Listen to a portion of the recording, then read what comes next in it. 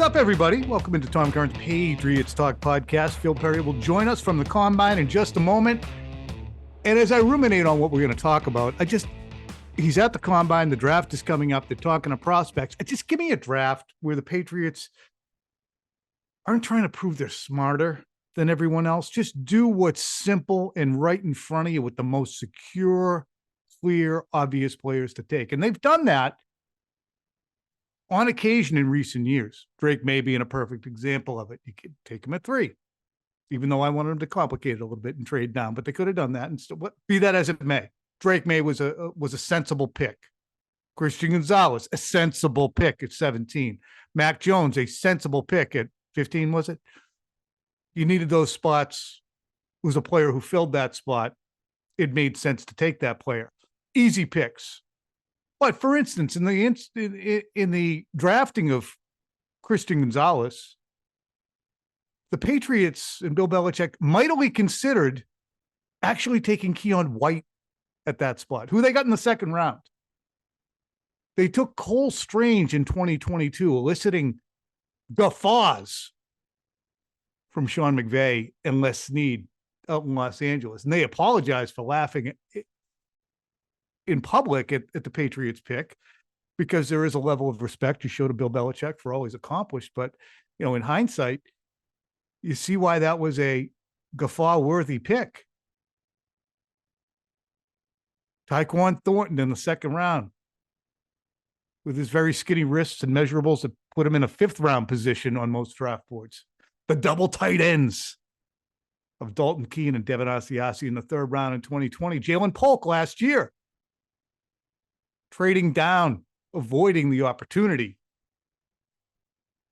to take Ladd McConkey. Just keep it simple out there, will you? Just keep it clear. You're probably not going to get everybody through free agency, and you're definitely not going to get everybody through the draft, but just keep it simple out there, will you? So we're going to get into Eliot Wolf and his time with the media yesterday, also the NFLPA report card that came out of the Patriots, and draft and trade possibilities, more trade possibilities as teams are giving more and more permission for players to seek trades. But first, we're going to bring in Phil and talk to him about what he's learned in Indianapolis, which I'm sure is a volume of things. Here is Phil Perry on the move. It's our man on the street, our boots on the ground. Phil, stop. Tom, just ask him the question. Phil, what did you learn about the top 5 prospects and the feelings toward them this week before we get in deep? It's talking about the Abdul Carters, the Travis Hunters, Cam Wards, Mason Grahams, Will Campbells, and also a little on the tight ends. What are you learning out there about these guys? Well, listen, I would say first the quarterbacks. I just start there because from a Patriots perspective, it's important that 2 of them go inside the top 3 so you can have a decent shot at one of these blue chip guys. And I think there is a real chance that happens. That's something that, I've heard all week here, is that even though it's not the strongest quarterback class, I don't think it would surprise many people if both Cam Ward and Shedeur Sanders go somewhere in the top 3. And so that then for the Patriots, if that does actually happen, would mean you got a shot at either Abdul Carter or Travis Hunter. The thing that has been interesting to hear about Carter is just people, coaches especially, want to see, how big is he? Is he the kind of guy who looks like he could grow into being a true Myles Garrett, Micah Parsons type, where you're playing him on all 3 downs and he's just this devastating force.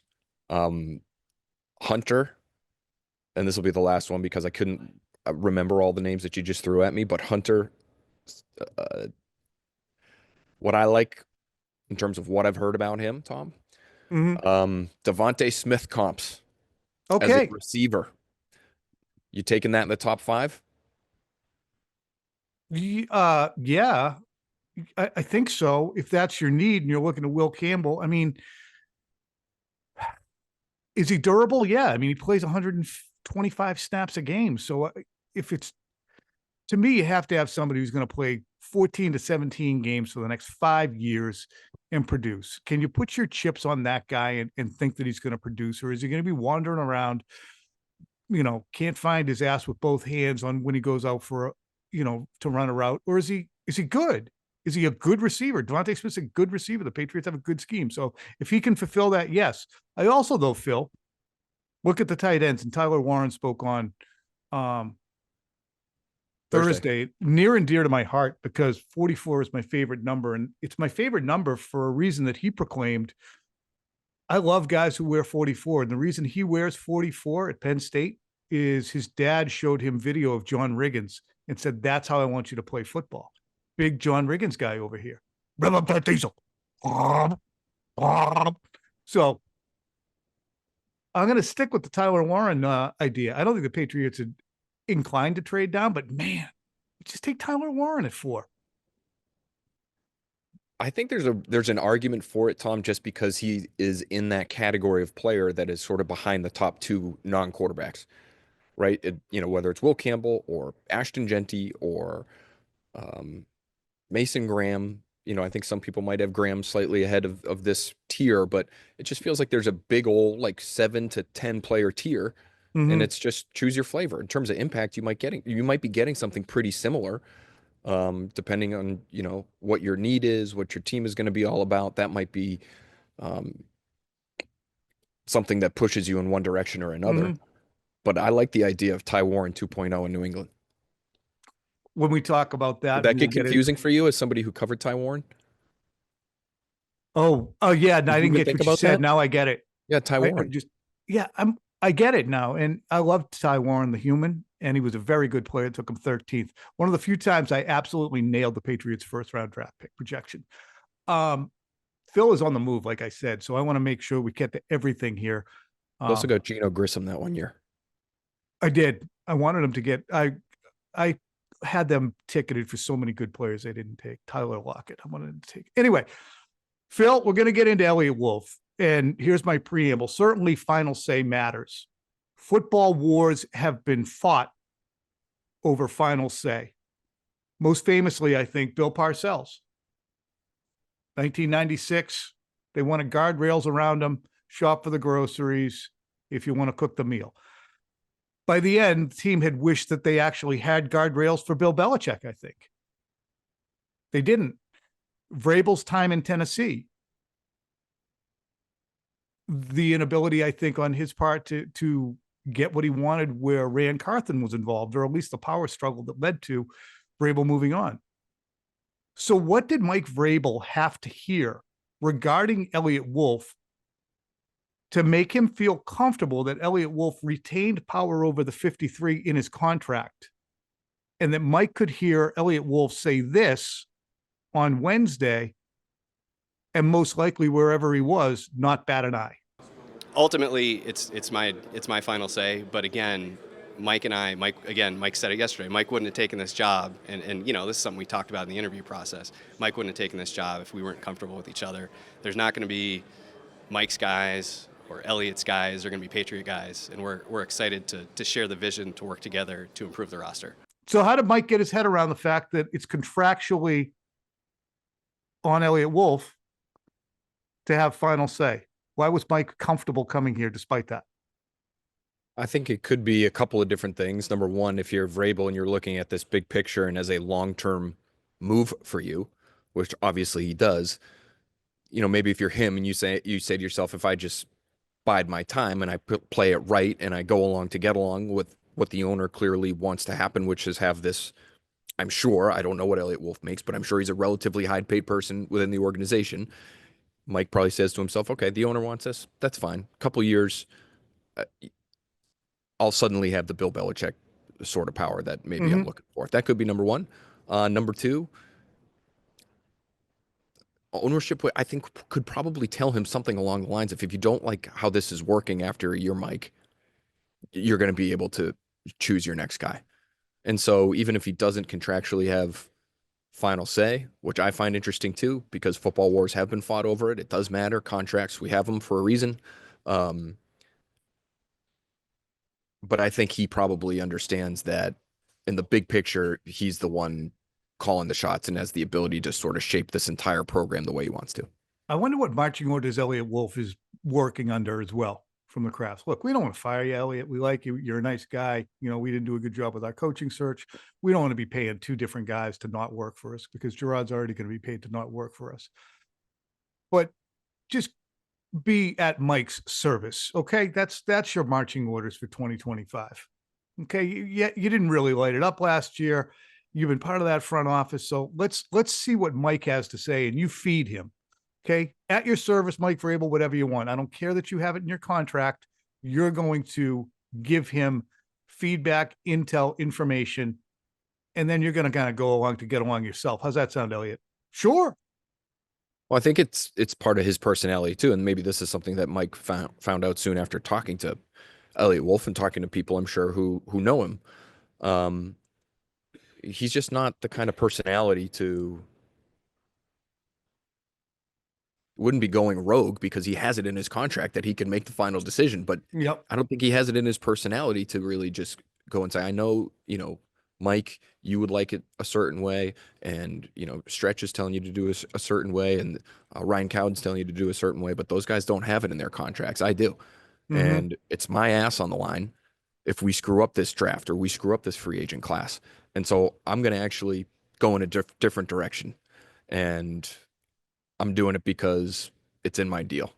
And until I'm out of here, that's who I'm going to be. Like, I just don't, he could do that. And Tom, I think there's an argument that maybe he should do that if he is really concerned about the long-term health of his career. But I don't think he will. And I don't think he ought to, because simply, I just don't think he should have the self-confidence right now in his ability to pick players and bring them aboard that indicates I should be trumping people. One thing that made me cringe that probably a lot of people didn't notice, because when he said, it's good to see how Mike Vrabel has developed. Like, he's like 5 years older than you, Eliot. He's been in the league as a player, as a coach. Eliot proclaiming the development of Mike Vrabel as if he's on high making these evaluations and judgments on somebody when he has absolutely nothing on his resume that shows concrete results. I'm sure he has wonderful spreadsheets and grading systems. I just don't see results from the guy. Anyway, to continue with my pinata / chew toy, Eliot Wolf, let's talk about the quote on Ja'Lynn Polk that was so off the wall, it was jarring. Here it is. I think, I hate to use this analogy, but in the Dark Knight when it's the hero you need isn't the hero that you have. Like, he was a young player that, came in, and he's mature, he's smart. I think, organizationally, we maybe put too much on his plate early, and I think that really kind of stunted his growth a little bit. And he's aware of that, and we've talked about it, and he's going to continue to work hard and rehab and do the things that are necessary to improve. So, Phil, aside from it making no sense, Jerry Thornton on Barstool actually had a good point on this. He mentioned that this was yet another case of Eliot Wolf kind of subtly rolling under the bus the previous coaching staff in saying that, yeah, we put too much on their plate. It's a second-round pick. He was targeted 33 times. He only caught 12 of them, and he dropped 4. How is that too much on your friggin' plate? You're a second-round pick. Phil? Well, I think what he probably was referencing there, because I remember reporting on this at the time, just how excited they were that Polk was picking everything up. Like, before the spring program had even finished up, all 3 positions, understanding his responsibilities, understanding his assignments, understanding the language. He was a sponge, and he was doing a good job of it. And that was part of the scouting report on him, Tom, because he is not a physically gifted receiver, quite frankly, but he's tough. He's going to do all the right things. He's going to be willing to do all the right things, and he's going to be smart enough to be inserted and play right away. And so maybe that stuff that they were so excited about back in the spring, I know. his cup runneth over with information, and it was like drinking out of a fire hose, maybe more than they understood or more than he realized at the time. And so I look at him, I look at Javon Baker. I do not see long-term pieces for the New England Patriots. They'll try, they should try with Polk, but he doesn't even have the physical skill set, Tom, to me, to really warrant saving in that way. I mean, like, if he can give you something great, but what is he? He's a 4? Like, they need more than that. Yep. And the 1-2 punch in the coaching wide receiver room, I think, certainly was not daunting. Tyler Hughes and Taekwon Underwood, both are out. They've been replaced. That's all you can really say. Look, but again, you hired them. Mm. You hired them. Moving on. This from Chad Graff from The Athletic, reporting today and what he's gathered and gleaned, Phil. Recent reports that the Cincinnati Bengals plan to use the franchise tag on receiver Tee Higgins, or perhaps trade him, won't change the Patriots' plans, wrote Graff. New England's blueprint for the offseason does not include pursuing Higgins, the number one free agent to be. As the Patriots are reshaped to Mike Vrabel's likeness, they want to prioritize building through the offensive and defensive lines, and will make that goal number one of this offseason, which is as it should be. But Chad is reporting that they're not even going to pursue the guy. Is that eye-opening to you? I trust Chad's reporting, but we are only as good as our sources too. So unless he's hearing it directly from, which I'm not doubting that he is, the team, we can remain that there's a chance that they will pursue or at least make it inquiries. But I just look at this, and I've never thought that they would have a shot at Tee Higgins anyway. He'd stay there in Cincinnati. But is this jarring to you at all? Well, it's interesting because, first of all, you don't know if he's going to be available, right? It sounds like the Bengals are seriously considering using the tag. And even if they use the tag with the plan to trade him, should the Patriots be in on that? To me, I would say yes, depending on the cost, right? Like, he is not such a bad player that, you just say no outright. Like, do the Patriots know he's going to get $30 million a year? Is there another team out there that's going to be willing to pay him that? Like, who needs a receiver and has more money in a more significant fashion than the New England Patriots? So, like, I mean, the notion of $30 million. All I'm saying, I just want to say really quickly, Tom. Sure. There's a chance he thinks he's getting $30 million, and $30 million is just sort of out there right now because it's kind of top of the market. But until he gets to the market, you don't really know what it is. So if it ends up being 23, are the Patriots still out on him there? Oh, are they out on him at 20? You know what I mean? So, like, yeah, I trust Chad as well. But it feels like his market needs to be fleshed out a little bit more before they should be ruling themselves out, right? Yep. And you're right about you can't push away from the table until you find out what the market is. I just think, and Chad wrote $30 million for Tee Higgins in his article. It's going to be 35. It's going to be $35 million for him per year. For New England specifically, or for anybody? Anybody, because of the growth of the cap, because of the exponential growth of the wide receiver position with those contracts where things become obsolete so quickly. So I do wonder if, and I talked about this on the Next Pats podcast, like, speaking to people over the course of the last couple of weeks, this week included, not everybody sees Tee Higgins as a number one. And, like, talking to a coordinator, this was last week, about the prospects of the Patriots signing him. And this guy's looking at Tee Higgins with one of the best quarterbacks of this generation, coming off a historic season. But he's a number two, playing with a fantastic quarterback. And you're going to pay him as a number one here in New England, playing with the guy that you think could be really good, but you're still not really sure. But with another wideout taking, you're going to pay that guy from you. Exactly, and you're going to pay him $35 million. I think some people are sort of skeptical as to how much money is this guy actually going to get.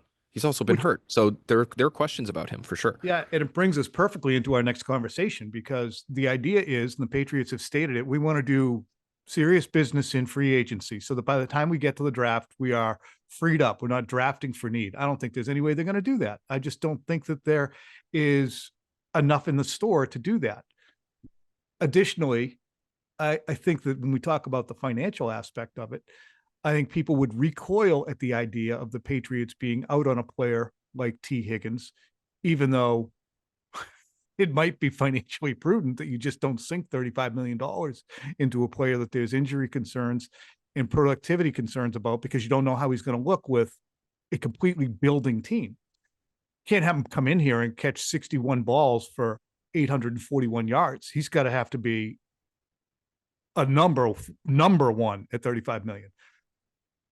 But, I'm going to be on with Felger tonight on BST, and I listen to Beetle and Zoe, and I'm on with Jones and Keefe in the afternoon on EEI. And I just don't think that there's going to be any patience for people saying, hey, sorry, there was nothing in the store. The entire market feels as if they're standing in the parking lot and they're pointing at the Patriots wallet and saying, get in there and spend every friggin' bit of it. And do not come back out that front door saying that there was nothing on the shelves and there was nothing worth buying. You buy it whether or not you need it. Whether or not you think it's going to work, buy it. Just make me happy because you spent the money. Well, so here's the thing, though. And that's obviously too far, right? Hyperbolic. That kind of attitude or approach. But Tom, the roster's so bad, that kind of approach would yield improvement. So even though free agency it's not a free agent class and it's not strong where they need it to be strong, you go in and you buy and you pay guys that you think are starters or even borderline starters, and the likelihood is they're better than what you have already. Mm-hmm. And so there is an argument to there say, is an argument. Yeah. Bang down the doors like it's Feline's basement and just run around in there and do some damage, and you'll probably come out the other side with something you like. The funny thing is last year the Patriots were actually they're in the same spot they were last year. And the number of times we had to hear and still hear, oh, they re-signed all Bills. They re-signed those guys because they were actually presumed and perceived and are in some cases good players. So they spent all that money. They don't have any guys on their own roster to re-sign. They did it last year with Duggar, with Stevenson, with Henry, with Onwenu, with Devon Godshaw, who's on the shelf now, on the trade block now. But that's where they spent the money last year because there was nobody in free agency. They said, we have to spend something here. Let's do it.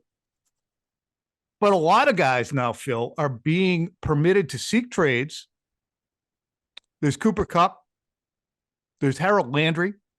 There's Deebo Samuel. And we have the trade conversation. We also have this Eliot Wolf quote on spending just to spend. I should squeeze that in there, just following up on my last point before I get to this question. Yeah, I mean, we're not going to be, frivolous. We're going to do what we think is best, and we're going to, again, we have to do what's necessary. So last year we didn't do enough of what was necessary. This year we have to do what's necessary to improve the team. I think it's probably not responsible to spend the whole thing, but again, that's not to say we won't do it if there's a player out there that or obviously players out there that can fill a role for us.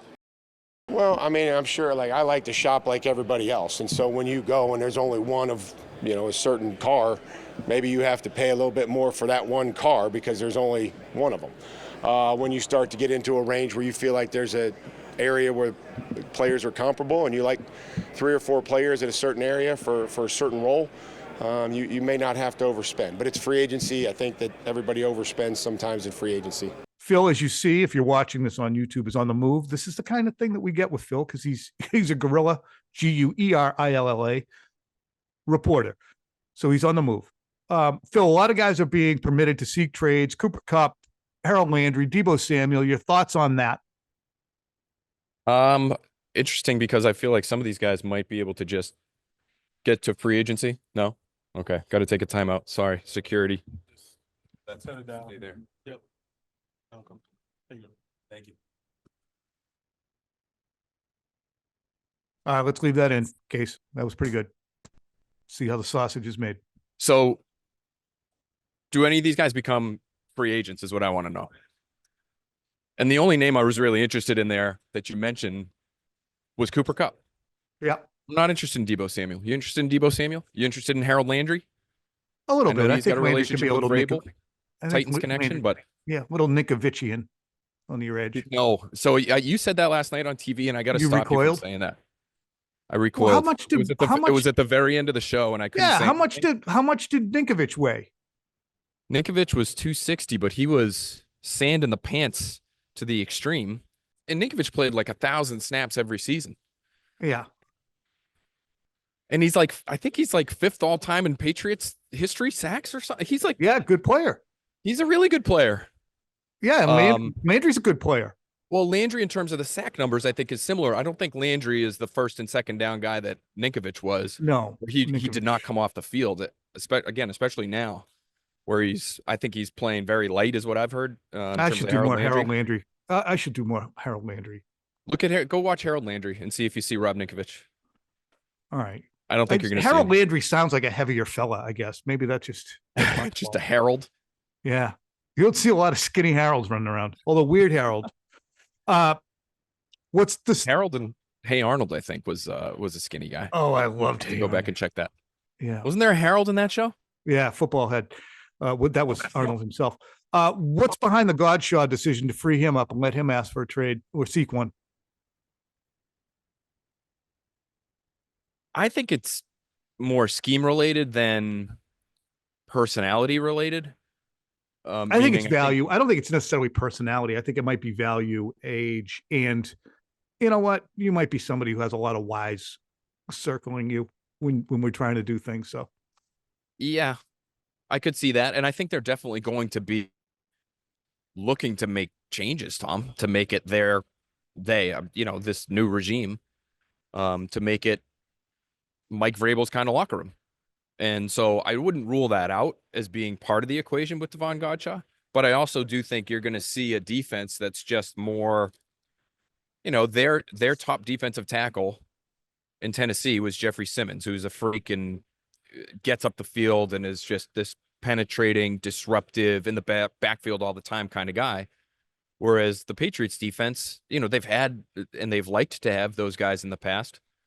But they want the long-armed, 330-pound, sit in the middle of the line and take up space in two-gap kind of guy. So I do think it's a signal of the changing scheme that they'll have in New England in 2025. Godshaw was that two-gapping space eater type. So if they're going to be more penetrating and they decide Mason Graham can fit that, do they have linebackers that are complementary to that system? It'll be interesting to find out. They have bigger linebackers, generally speaking. So you're going to have to overhaul your front seven. Phil, I'm going to let you loose, and I'm going to discuss the Patriots report card, the impact of it on free agency, a little bit of my own. Unless you want to take one bite of the apple, if you don't see Albert right there, I'd like to hear your input on the Patriots finishing 31st out of 32 teams, and Robert Kraft getting hit with a rolled up newspaper on the Albert's nose not right again. here. Glenn, have we had any updates from Albert that you know of? Okay, he's not here. Let me check my phone. Let's watch it unfold. I like the point that you made about the linebackers too, because that might have to change as well.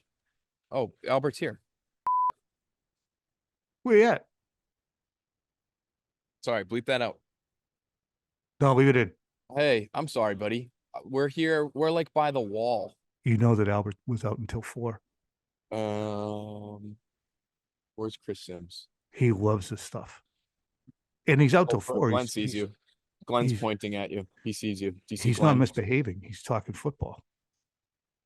I've been out with Albert late, and I finally hung had to up. say to Albert, Oh, there he is. All right, I gotta go. Talking about football. Wait! Report card. Report card. Bad. What about it? 31st. Is that going to impact free agency and interest? I think it could, especially for guys that are going to have options. And Is Albert there right now? And sort of it's a tiebreaker. Yeah, Albert's there right now. So all right, bring him in. Bring him in. I want to hear what he has to say. Can't. Gotta go. Jeez. Sorry. I know. He just walked away, and he's busy. I feel bad. Right, I know. All right. I'll ask him and I'll call you back. Keep us updated on any media fights. Bye. Well, that was Phil. I enjoyed it watching Phil. So let me talk about the report card. That's horrendous. 31st. Now, when you look at some of the details and fine print in where the Patriots finished, you have the report on the airplane. I get that. I mean, you guys need room to lie down. I think they have it, though. And we need to try and vet this out a little bit more. The notion that there's ashtrays, our guy, Dave Cherubin, who's been on that plane multiple times, he's one of our producers, big Revolution guy. I don't know why he's been on the planes so often. Didn't ask him that. Maybe we'll have him on to talk about it. He said, there's no ashtrays. He said it's pretty tricked out where the players are. There's other sections of the plane that are not nearly as tricked out. But the ashtrays, it made it sound like 1968 flying experience up there. That's bad. Can't have that. the Patriots did improve in their family services. The weight room situation has been ongoing for years. When the Patriots did a reconfiguration, retrofitting of what they did, I believe their intention was to have the weight room underneath the cross office space. And that would have required the players to leave the building, but go to a much more state-of-the-art facility. So you're just going to walk out and take 48 steps and be into this facility. But Bill didn't think that they really needed some tricked out weight room. So Matt Patricia was put in charge of conceptualizing a different weight room in the front of the building. Needless to say, I still don't think any of it's come to fruition. So the guys are still back in the same room. They have a carpet in their locker room when they talk about locker room facilities that has got to be a haven for all manner of pathogens. It's just not, it doesn't look clean. There's however many years worth of stains on the thing. It needs a buff and shine. You now have a 23-year-old facility, despite the fact that those of you who are of my age just remember the joint opening up 15 minutes ago.